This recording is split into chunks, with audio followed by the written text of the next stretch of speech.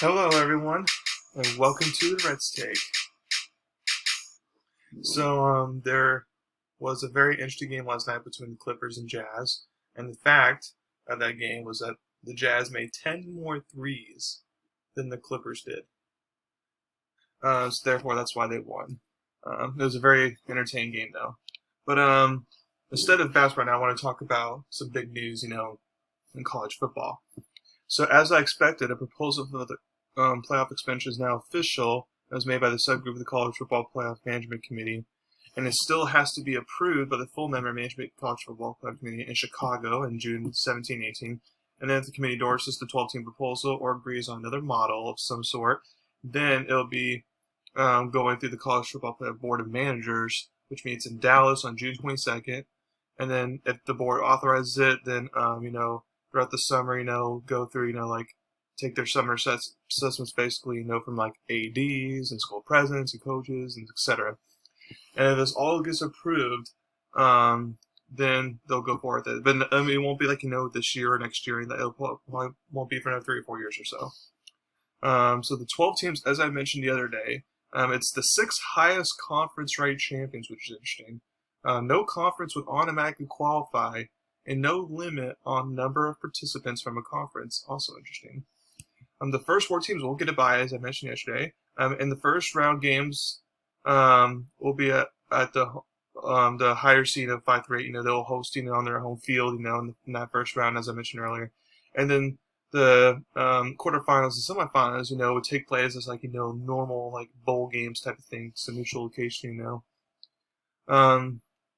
The quarterfinals will be played on January 1st and 2nd, which is interesting because this year, I'm actually in a year where January 1st or January 2nd happens to fall on Sunday, then the college football now has to compete with that, so that's kind of interesting dynamic there.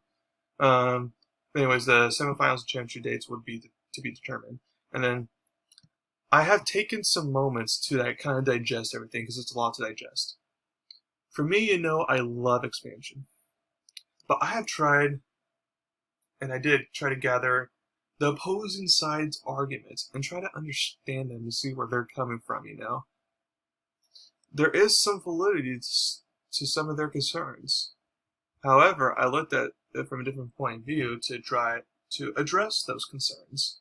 So, one, I heard this can make the regular season irrelevant because, a 3-loss SEC team, can get in, versus, like a 2-loss, like Pac-12 team where they might be out or something like that, if they're not the conference champion. Well, I think this is actually not a con, but a pro. Instead of giving up, during the season, a lot of times by November, you can mail it in. You already know who's going to be contention for playoffs. The season's kind of watching it for the most part, unless you're excited just to make a bowl game. But now, if you're like a 3-loss SEC team, and you still have a chance to make the playoffs because even a 2-loss team hasn't been able to get in the playoffs so far.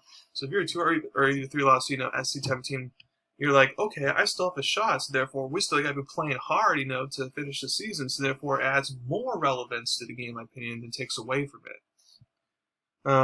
Now, second con is that there could be some blowouts. We're always concerned about blowouts in college football.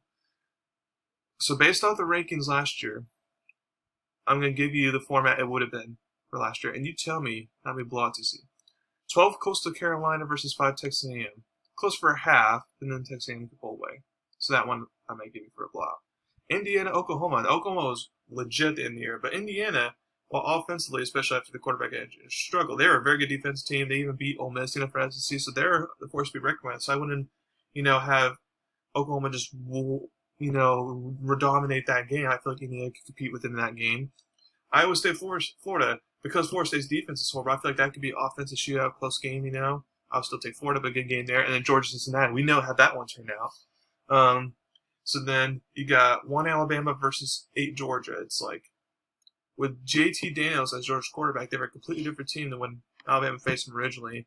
So therefore, I feel like that would be an interesting game, and not necessarily a blowout. Maybe by the fourth quarter, maybe a blowout, but that would be an interesting game nonetheless. Clemson, Florida, very good game there. That would be an offensive shootout for the ages. I would take Clemson, though. Ohio State, Oklahoma, again, offensive shootout for the ages. And I actually would take Oklahoma there for the upset. Because that's how much I like to, Oklahoma finish in the season. I'm going to know. And then 4 Notre Dame, 5 Texas A&M. I would have Texas A&M over Notre Dame there to show that they're the better team there. So there's a couple of upsets there. And, I didn't really see any blowouts there. And then, you have Alabama versus 6 Oklahoma. I would take Alabama there pretty easily. And then Clemson, Texas A&M. I would take, Clemson. In a good game, and then Alabama, Clemson. That might be blowout Alabama. So now tell me how many blowouts you see from that. 2? That's all I got? Maybe 3? It's like the rest would be good and competitive games, which we need as fans. So if blowout is your concern, depends on the match, style, because matchups make fights, but as long as they're good matchups, it should be good. The third argument is that the team expected to win will still most likely win. No Durrett. That happens in any sport. The Chiefs, as expected, made the Super Bowl. The Baylor and Gonzaga, the top teams, unanimously throughout the season, made it to the championship game.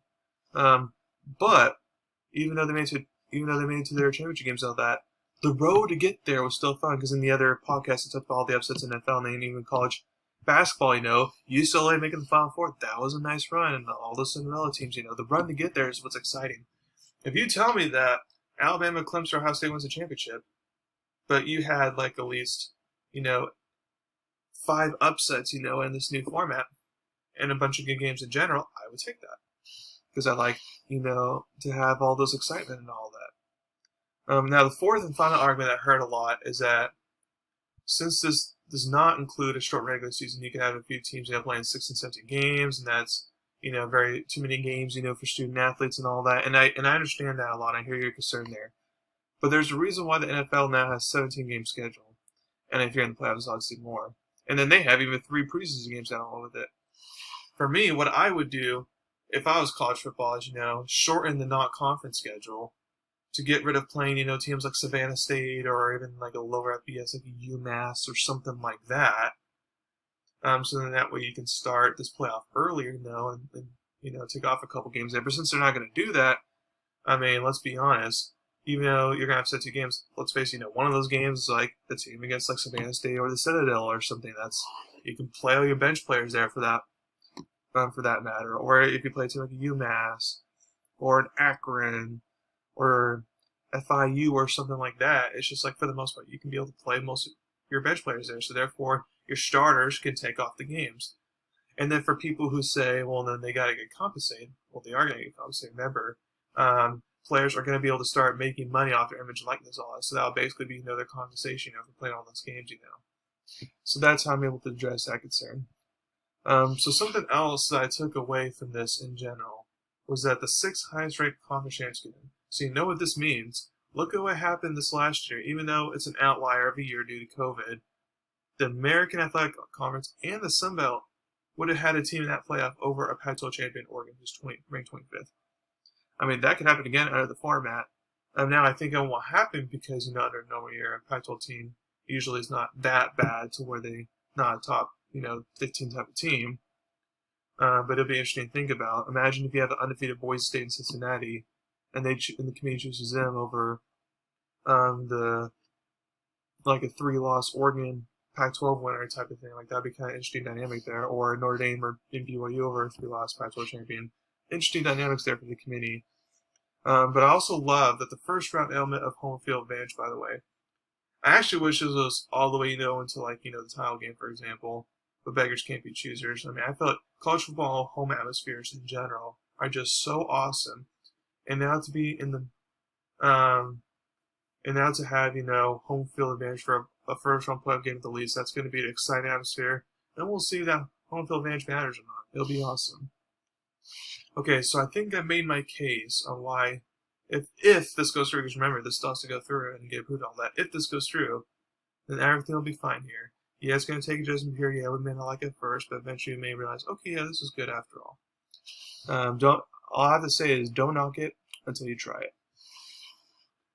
So some breaking news have come out of the NBA recently. I haven't been able to get to yet, but now I will. So the Pacers, as expected, have fired their head coach, and reports say that the next guy they're looking forward to hiring is going to be a veteran type of coach with experience. Now you may be thinking, well, D'Antoni, but if you're the Pacers there, your defense was so miserable last year, D'Antoni's not the solution there.